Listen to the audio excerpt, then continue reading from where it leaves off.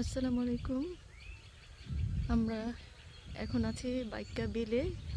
সিলেট রাতারগুলে যারা গেছেন, রাতারগুলের জায়গাটা যেমন বাইক্কার বিলের এই জায়গাটা ঠিক সেরকমই একটি জায়গা। এই যে গাছগুলো দেখতে পাচ্ছেন, এখানে বিলের পানি ছিল।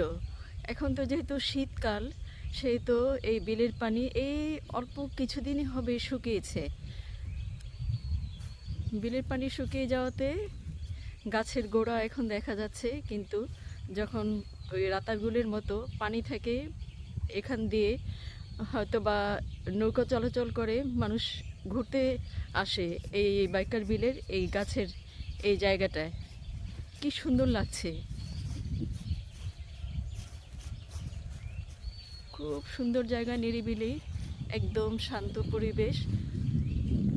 এটা একটা ট্যুরিস্ট স্পট, অনেক ট্যুরিস্ট এখানে আসেন।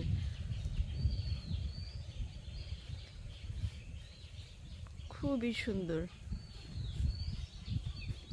যখন অনেক লম্বা একটা গ্রুপ নিয়ে আসা যায় না, তখন তো আরও অন্যরকম ভালো লাগাটা কাজ করে, একসাথে অনেকজন মিলে।